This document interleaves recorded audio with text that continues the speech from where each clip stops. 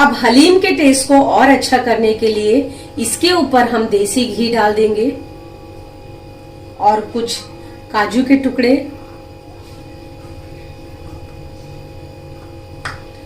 और एक नींबू के साथ तो तैयार है हमारा टेस्टी हैदराबादी हलीम। तो आप भी इसी तरह पकाइए, खाइए, खुश रहिए। बिस्मिल्लाहिर्रहमानिर्रहीम, अस्सलाम वालेकुम। आज हम बनाएंगे हैदराबादी हलीम। तो आइए शुरू करते हैं। हैदराबादी हलीम बनाने के लिए मैंने जो चीजें ली हैं वो हम जानते हैं। तो देखिए, सबसे पहला फर्स्ट मैं ये अपनी पसंद से डाल रही हूँ, ये जौ यानी कि बार्ली। और बार्ली डालते नहीं है, ये खिचड़ा वगैरह में जो यहाँ पर बनाते हैं दूसरे जगहों पर तो ये डाला जाता है, लेकिन ये बहुत अच्छा है और हेल्थ के लिए भी अच्छा है। तो मैंने ये लिया है और इसकी क्वांटिटी है 250 ग्राम। मैंने इसे लेकर रात भर के लिए भिगो दिया था ये। और कुछ दालें ली है। तो दालें देखिए, मैंने इस कप से एक, आप कोई भी चीज आप ले रहे हैं तो उससे आप मेजर कर लें, कम ज्यादा जो भी आप छोटा बड़े बर्तन का लेना चाहते हैं तो ले सकते हैं। तो मैंने इस कप से 1 कप ये तुअर दाल ली है। इस कप से मैंने 1.5 उड़द की दाल ली है, सफेद माश की दाल भी जिसे हम जानते हैं कहते हैं। तो इस कप से मैंने 1.5 कप लिया है, 1.5। और इस कप से 1 कप मैंने ये मूंग की पीली तो मूंग दाल लिया है। और इससे मैंने 1 कप मैंने ये चना दाल लिया है, 1 कप मैंने ये मसूर दाल लिया है, 1 कप मैंने चावल लिया है। ये रेगुलर चावल है, सादा वाला। और इस कप से 1 कप मैंने ये चौली ली है, इसे मैंने भिगो दिया था। तो देखिए ये भीग गया है।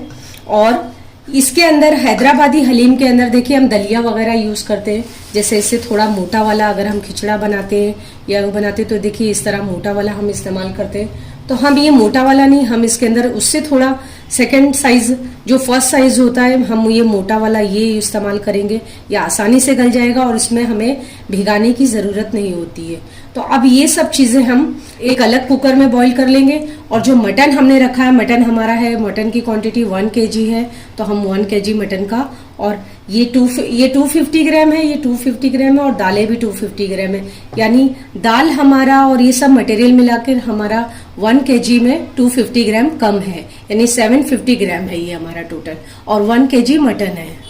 ये 1 kg मटन है और इसे मैंने अच्छे से वॉश कर लिया है। और देखिए ये बोन वाले हैं, तो हम इसे क्या करेंगे, पहले हम पका लेंगे और पकाने के बाद, गलाने के बाद जब ये गल जाएगा मटन तो इसके अंदर का हम बोन निकाल देंगे। और फिर मटन को हमें इसे मैश करना होगा, मतलब इसे हमें अच्छे से बारीक करना होगा। क्योंकि हलीम में, हैदराबादी हलीम में हम मटन के ऐसे पीसेस नहीं रखते। दूसरे जगहों पर अगर हम खिचड़ा बनाते हैं या दलीम बनाते हैं तो वहां पर इसके मटन के पीसेस उसके अंदर रहते हैं और ये पीसेस नहीं रहेंगे, इसे हम बारीक कर देंगे। तो अब इसके अंदर हम मसाले लगाएंगे कुछ और पका लेंगे इसे। तो अब मटन के अंदर हम कुछ मसाले डाल लेंगे। तो 2 चम्मच ये अदरक लहसुन हरी मिर्च का है पेस्ट है, 1 चम्मच और मैं डाल दूंगी। और देखिए हलीम के अंदर जो है रेस्टोरेंट वाले इसके अंदर खड़े गरम मसाले डालते हैं। जो मसाला हम पाउडर वाला डालेंगे वो ये खड़े डालते हैं और फिर इसे इसकी हैमर से कुटाई होती है, हैमर से उसे पीसते हैं तो वो मसाले बारीक हो जाते हैं। लेकिन हम अभी यहाँ थोड़ी क्वांटिटी में अपने घर पर बना रहे हैं तो हमारे लिए थोड़ा मुश्किल होगा। तो वही गरम मसाला देखिए मैंने पाउडर फॉर्म में बनाया है। और आप ये मसाले की रेसिपी आप देख सकते हैं, मैंने 2 महीने पहले ही ये मसाले की रेसिपी शेयर की है। जैसे रोज पेटल वगैरह और गरम मसाले लिए कुछ अपने, तो बहुत स्पेशल तरीके से बनाया, जो बिरयानी, पुलाव और आप ऐसी जो भी चीजें बनाते हैं उसके अंदर आप डाल सकते हैं मसाले। तो ये मसाला हम डाल देंगे 2 चम्मच भरकर।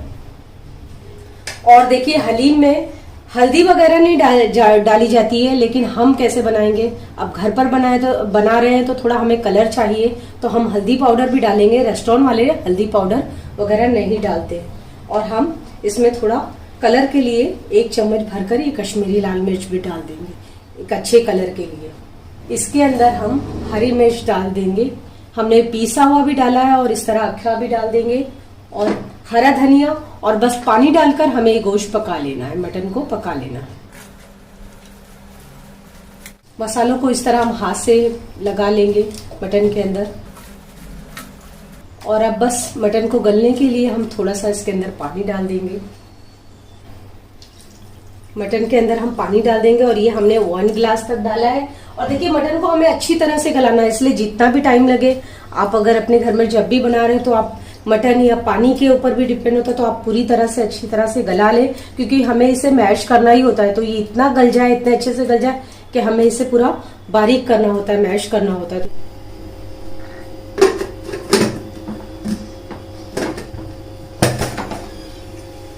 पानी हमने डाल दिया। अब इसके अंदर हम टेस्ट के मुताबिक नमक डाल देंगे और नमक डालकर हम ऐसे थोड़ा हाथों से मिला लेंगे। तो एक तरफ हमने मटन को गलने को रख दिया है और दूसरी तरफ ये जो दालें हैं हमारी, बार्ली वगैरह है, ये सब हम बॉईल कर लेंगे। तो बार्ली को हमने डाल दिया और ये जो चौली है ये भी हम डाल देंगे इसके अंदर, और दालों को हमने अच्छे से वॉश कर लिया है। अब ये सब सारी दालें डाल देंगे हम। अब दालें वगैरह हमने सब डाल दी है। अब इसके अंदर हम गलाने के लिए पानी डाल देंगे और इसके अंदर हमें कोई मसाले वगैरह नहीं डालना है। अब इसके अंदर हम थोड़ा सा ये ऑयल डाल देंगे और बस इसे अब हम बॉईल करने के लिए रख देंगे। दालों को हमने गला लिया और अब चेक करते हैं। हाँ, तो देखिए दाल हमारे ये सब दालें वगैरह गल करके तैयार है। अब इसे देखिए इस तरह के एक लकड़ी से या पाव भाजी के मैशर से आप इसे इस तरह ऐसे इसे हम बारीक कर लेंगे और एकदम बारीक हो जाना चाहिए ये। अगर आप इतनी मेहनत नहीं करना चाहते हैं तो आप मिक्सर ग्राइंडर के अंदर भी इसे ग्राइंड कर सकते हैं। मटन को गलने तक हमने पका लिया। अब हम चेक कर लेते हैं। हाँ, मटन देखिए हमारा इतनी अच्छी तरह से गल गया है ये। इसी तरह हमें इसके रेशे रेशे इस तरह अलग करना है मटन के। तो अब मटन के बोन अलग कर लेंगे हम मटन से, और इसका ये रस्सा जो है, ये मसाला जो है, ये हम अलग कर देंगे और मटन को अच्छी तरह से इस तरह इसका रेशा अलग कर लेंगे। मटन से बोन अलग कर कर हमने मटन को इस तरह मैश कर लिया। देखिए इसके रेशे रेशे अलग हो गए। इसी तरह हम कर लें। ऐसे एक लकड़ी की इससे दाल तोड़ते हैं जैसे हम इससे, तो इसी तरह इससे कर ले।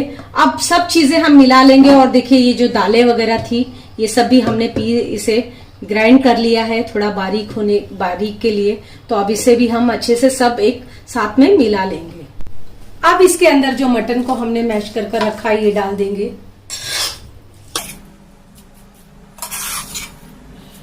अब इसके अंदर ये दालें डाल देंगे हम जो हमने पीस कर रखा था इसे, और ये वो सूजी है जो हमने इसे भिगो कर रखा था, तो ये भी डाल देंगे हम इसके अंदर।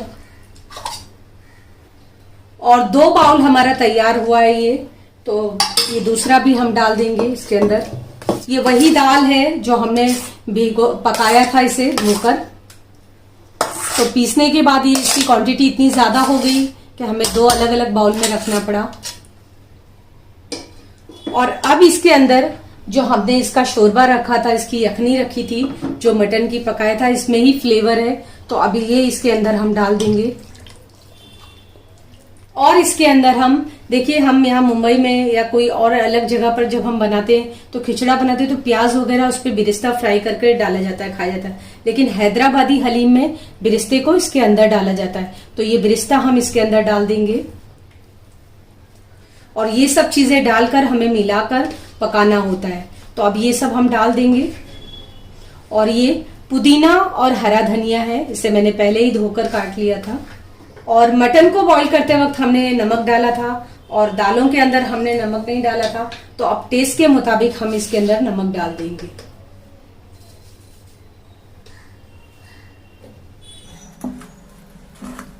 और फाइनली एक इंग्रेडिएंट्स और डालेंगे इसके अंदर, हम थोड़ा सा चाट मसाला डालेंगे।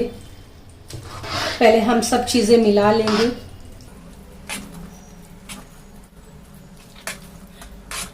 अब 1 छोटा चम्मच भरकर ये चाट मसाला डाल देंगे। नींबू वगैरह का रस भी डाल सकते हैं आप, लेकिन मैं ये इसके अंदर नहीं डालूंगी, हम खाते वक्त यानी इसे सर्व करते वक्त ऊपर से डालेंगे। और अब इसके अंदर जिसके अंदर हमने दालें रखी थी उसके अंदर हमने उसे निकाल कर धोकर ये पानी ले लिया है, तो अब ये भी डाल देंगे। और इस तरह अब ये पूरी तरह से ये अब इसे हम पानी डालकर और पका लेंगे।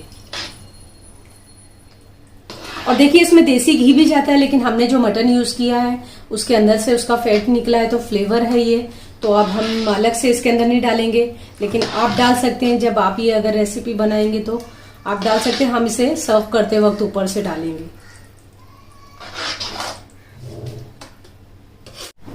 अब इसके अंदर आप देखिए, इस घी की जगह पे ये तेल भी डाल सकते हैं जो जिसमें हमने प्याज फ्राई किया था। ये वही तेल है, इसमें बहुत अच्छा फ्लेवर आता है, तो थोड़ा सा हम डाल देंगे।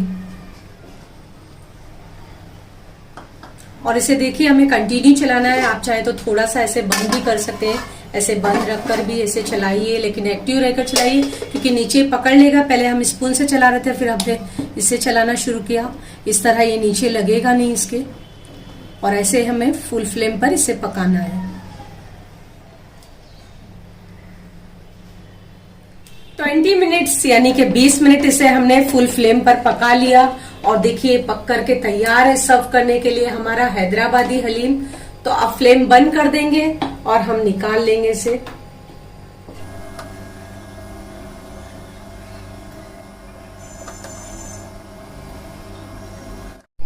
अब हलीम के टेस्ट को और अच्छा करने के लिए इसके ऊपर हम देसी घी डाल देंगे।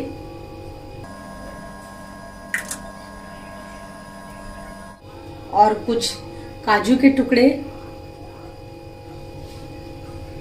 तो तैयार है हमारा टेस्टी हैदराबादी हलीम। तो आप भी इसी तरह पकाइए, खाइए, खुश रहिए। जज़ाकल्लाहु खैरा।